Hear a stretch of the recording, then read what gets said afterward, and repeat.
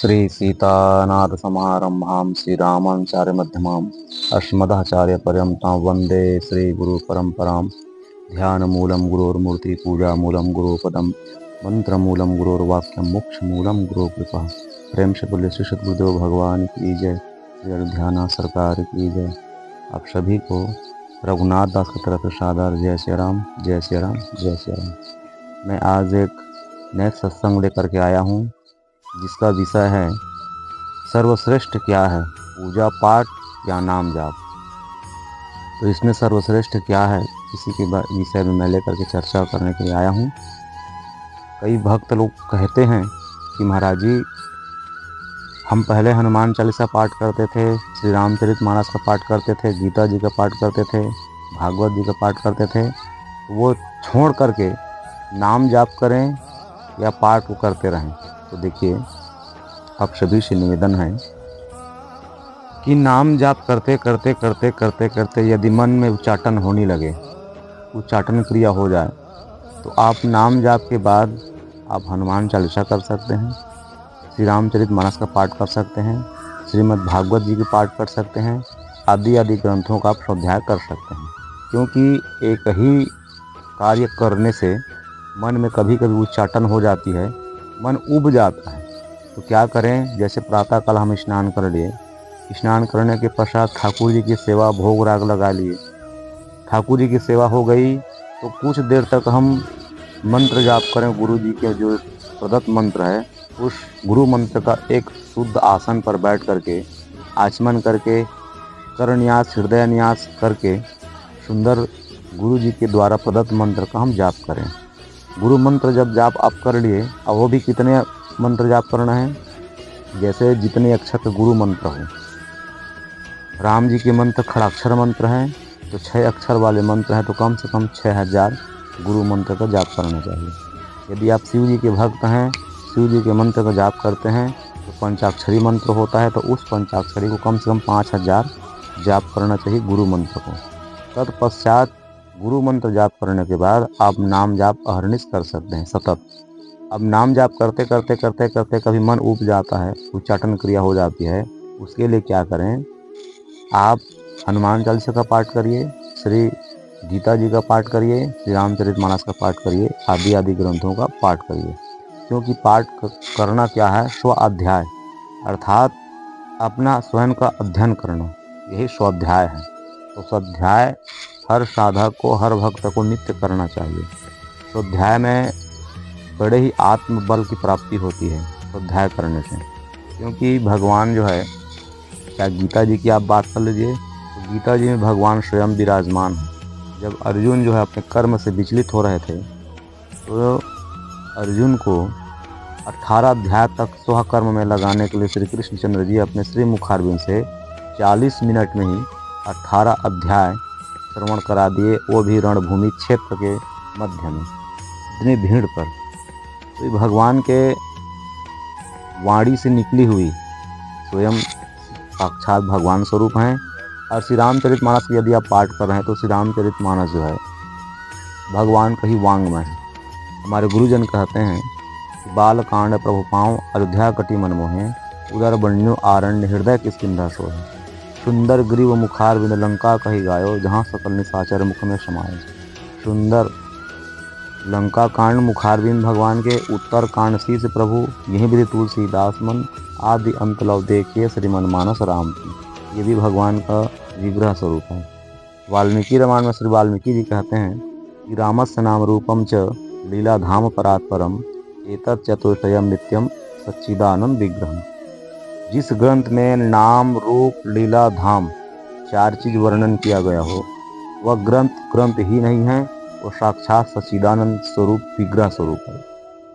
जैसे आप नाम जाप छोड़ करके रामचरितमानस का पाठ ही कर रहे हैं, अब इसमें आपको संशय हो रहा है कि हम नाम जाप करें या पाठ करें। तो देखिए, यदि आप नाम पाठ कर रहे हैं रामचरितमानस का, तो ऐसे कोई भी चौपाई छंद दोहा सोरठा पूज्य बाबा गोस्वामी जी नहीं लिखे हैं जिसमें भगवान के पावन नाम नहीं है। प्रथम ही कहे आए हैं 15वें प्रकरण में, यही महा रघुपति नाम उदारा, अति पावन पुराण श्रुति सारा। सारे आगम निगम पुराणों का जो सार तत्व है वह है राम नाम। उस राम नाम को श्री रामचरितमानस में उतार दिए हैं।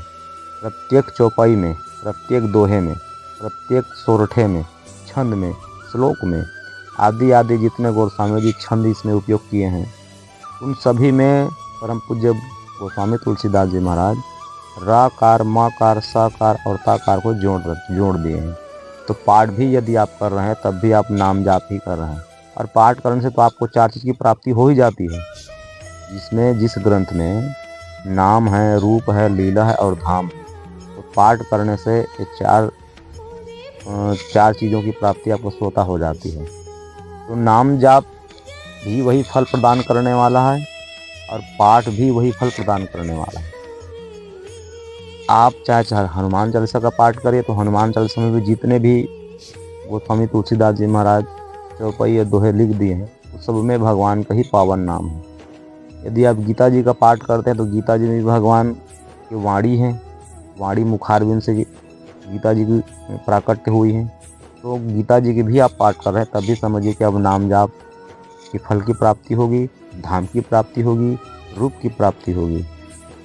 तो अब सभी से यही कहना है, न पूजा पाठ श्रेष्ठ है, न नाम जाप श्रेष्ठ है। केवल हम अपने मन को भगवान में किस प्रकार से भगवान में हम सुमिरन में लगाए रहें, ये है सर्वश्रेष्ठ। आप चाहे पाठ करके भगवान को याद करिए, चाहे नाम जाप करके भगवान को याद करिए, या पूजा करके भगवान को याद रखिए।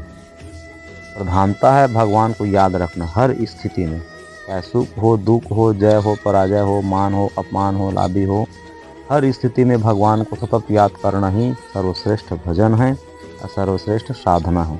ये नित्य प्राकरण से हमको भगवान की स्मृति बनी रहे।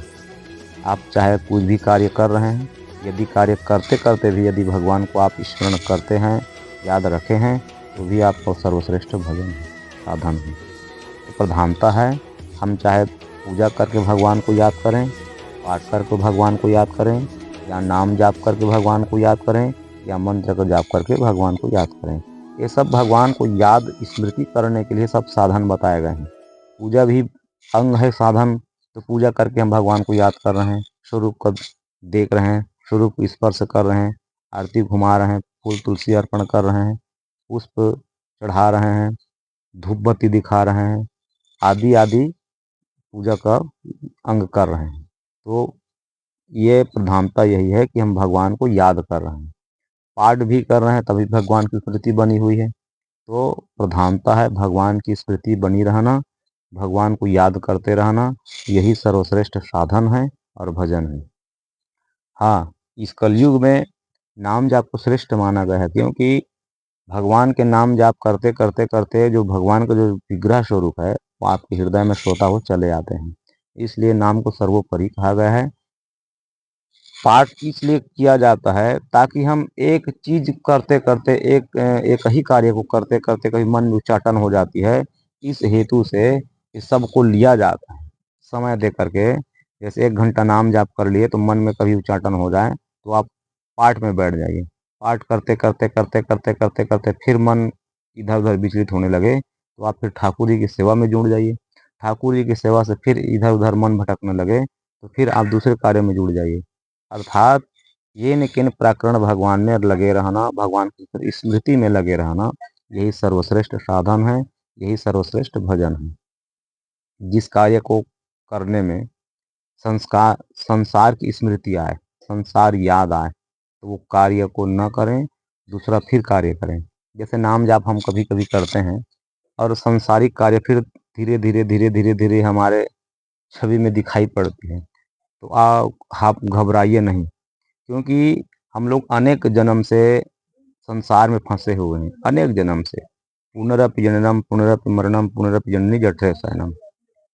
ये कार्य में हम लोग कई योनि से जुड़े हुए हैं। तो क्या है, धीरे धीरे आप साधन पर जुड़ेंगे, साधक में जुड़ेंगे, नाम जाप में जुड़ेंगे, पूजा पाठ जुड़ेंगे, तो संसार जो है वही फिर चली आती है। तो इसको क्या समझना चाहिए, हम नाम जाप कर रहे हैं, यदि कोई दुकान मकान या घर परिवार का याद आए, समझो कि वो सब बाहर निकल रहे हैं, बाहर निकल रहे हैं। पाठ भी कर रहे हैं तो संसार की स्मृति आ रही है, तो धीरे धीरे आप पाठ करते रहिए। वो जो दृश्य आपको दिखाई पड़ रहा है, समझिए कि वो सब बाहर निकल रहे हैं। जैसे दृष्टांत के लिए, जब समुद्र मंथन किया गया तो समुद्र मंथन में सर्वप्रथम उत्पत्ति हुई है कोलाहल विष की। संसार क्या है? समुद्रवत है। इस संसार में आप जब भगवत तत्व के लिए मंथन करेंगे, भगवत प्राप्ति के लिए मंथन करने के लिए शुरू करेंगे, बैठेंगे, तब शुरुआत निकलती है जहर, अर्थात ये सांसारिक भौतिक पदार्थ है, ये सब नज़र में सामने आने लगते हैं। तो इसमें घबराइए मत। आप समझिए कि समुद्र मंथन हम कर रहे हैं तो पहले कोलाहल विष की उत्पत्ति हो रही है, और ये उत्पत्ति हो रही है, समझिए कि बाहर जा रहा है सब। तो उस स्थिति में आपको घबराना नहीं है। सतत नाम जाप में लगे रहिए, भगवान की पूजा में, भगवान के पाठ में। ये सब भक्ति के ही अंग हैं, साधन के ही अंग हैं, और सर्वश्रेष्ठ सर्वश्रेष्ठ अंतिम में नाम जाप को कहा गया है। तो सतत आप भगवान के सीताराम सीताराम सीताराम का आप जाप करते रहिए। इसी के साथ आप सभी को सादर जय सिया राम। प्रेम से बोले श्री अयोध्यानाथ भगवान की जय।